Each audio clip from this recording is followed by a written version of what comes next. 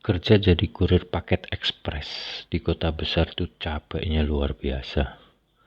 Apalagi kalau sudah masuk musim promo belanja online, barang-barang di gudang bisa menumpuk hampir menyentuh langit-langit. Nama saya Doni.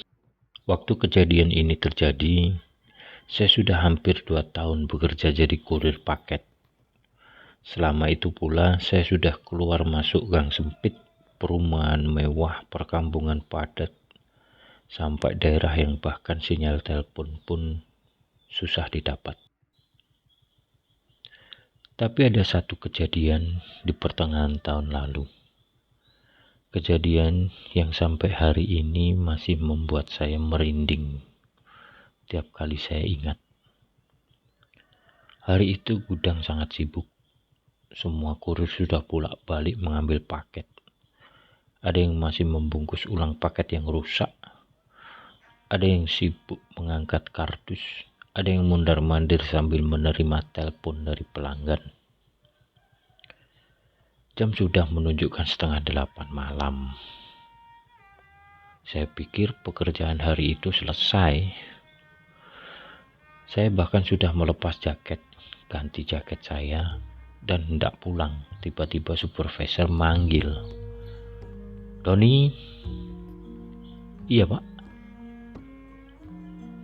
Beliau mengangkat sebuah paket kecil.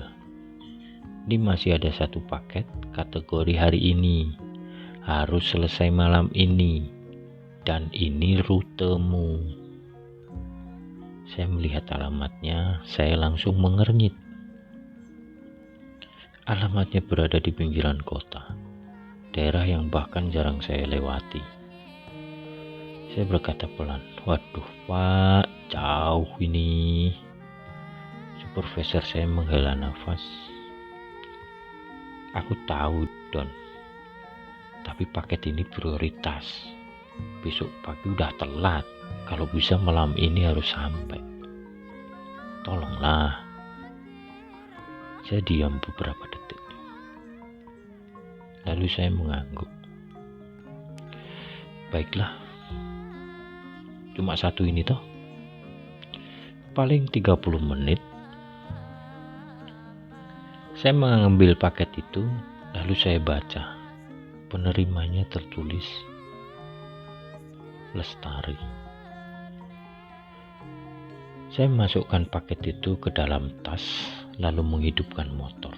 Malam itu udara terasa cukup dingin, mungkin karena peralihan dari musim hujan ke musim kemarau ya. Semakin jauh saya meninggalkan pusat kota, jalanan semakin sepi. Toko-toko mulai tutup, lampu jalan mulai jarang. Perumahan berganti jadi kebun dan pepohonan, pohon-pohon tua. Lalu jalan aspal mulai menyempit. Kanan kiri hanya terlihat pohon besar. Sesekali terdengar suara jangkrik. Saya sempat berhenti melihat alamat di ponsel. Benar, masih lurus. Saya terus melaju. Sekitar 20 menit kemudian, saya mulai merasa aneh. Di daerah itu ternyata masih ada rumah-rumah tua.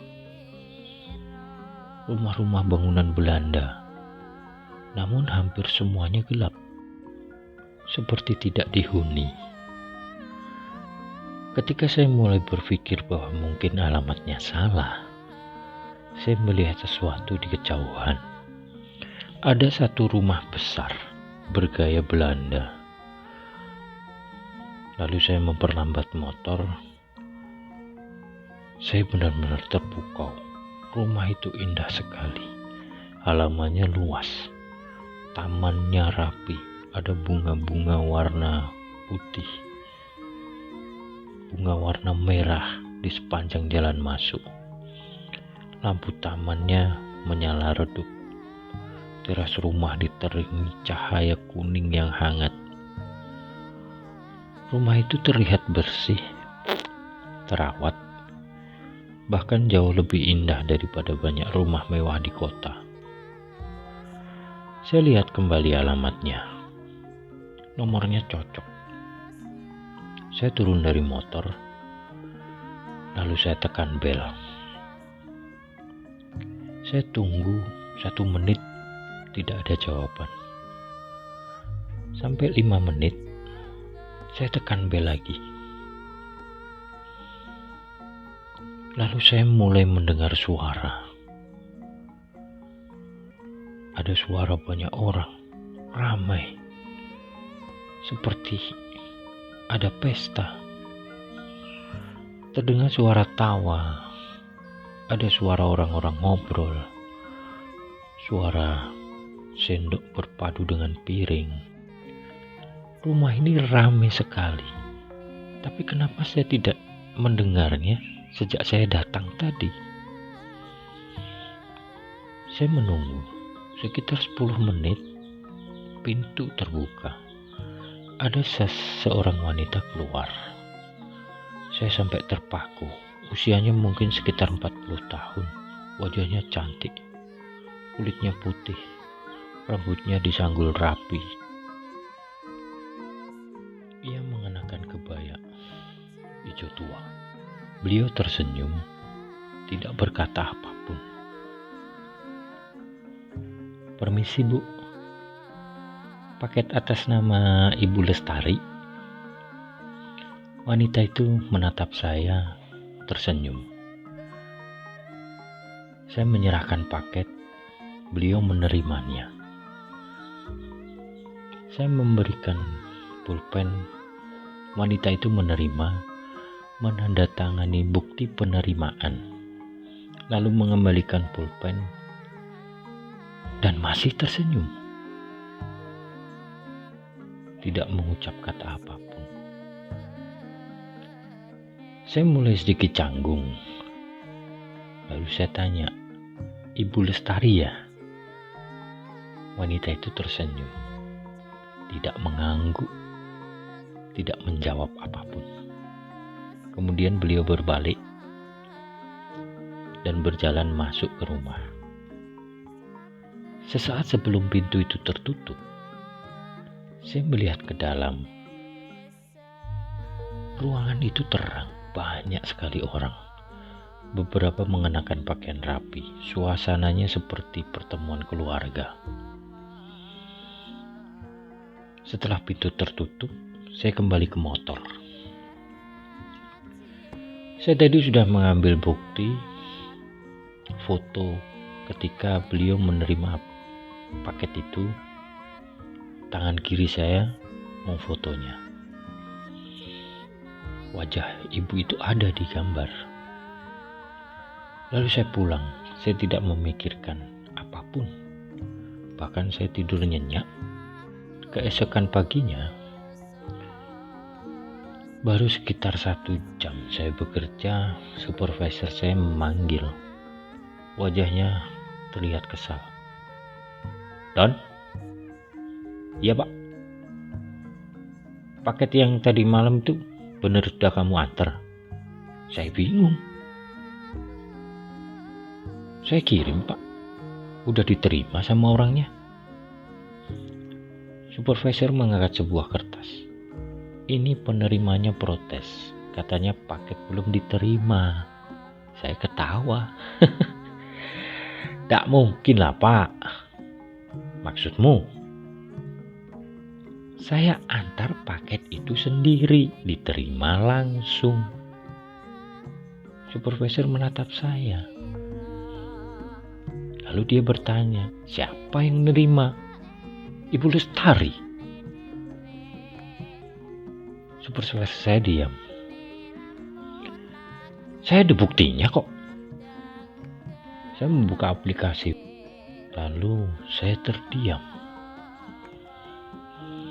Badan saya merinding. Darah saya seperti berhenti mengalir. Di foto itu tidak ada siapa-siapa. Hanya tangan saya yang terlihat memegang paket.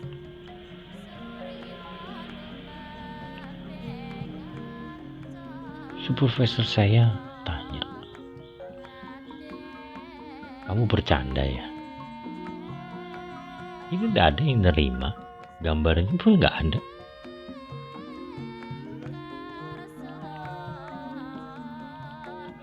Pak, demi Allah Pak,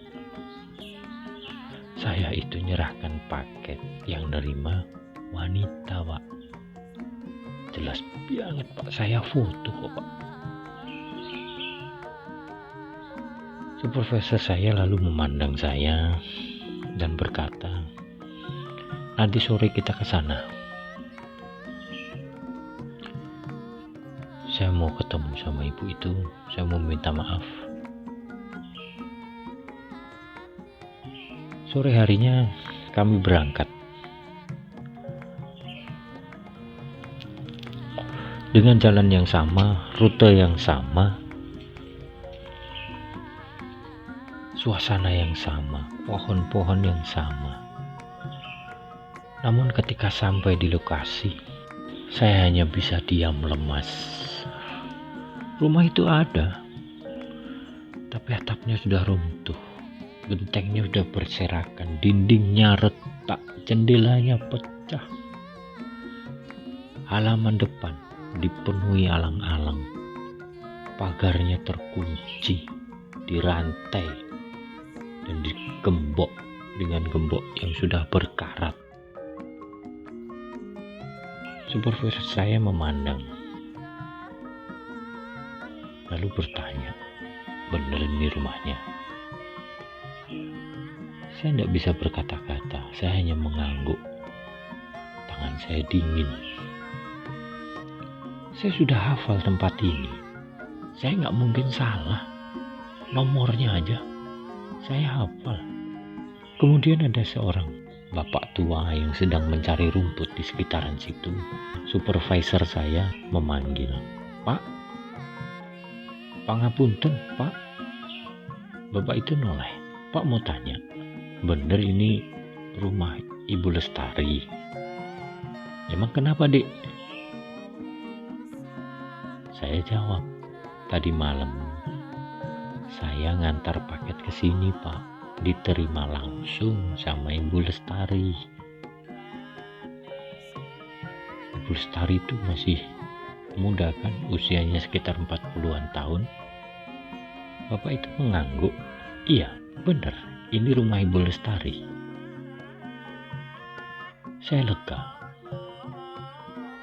Tapi bapak itu kemudian berkata,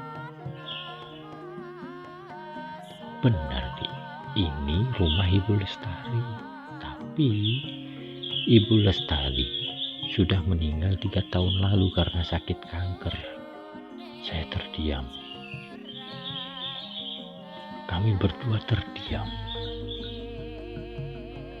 Tidak tahu, angin terasa dingin saat itu. Lalu bapak itu ngomong lagi, dulu rumah ini memang ditinggali Ibu Lestari, masih muda. Dia itu seneng banget kumpul-kumpul sama keluarga, seneng banget ngadakan acara-acara keluarga, apapun dibesarkan.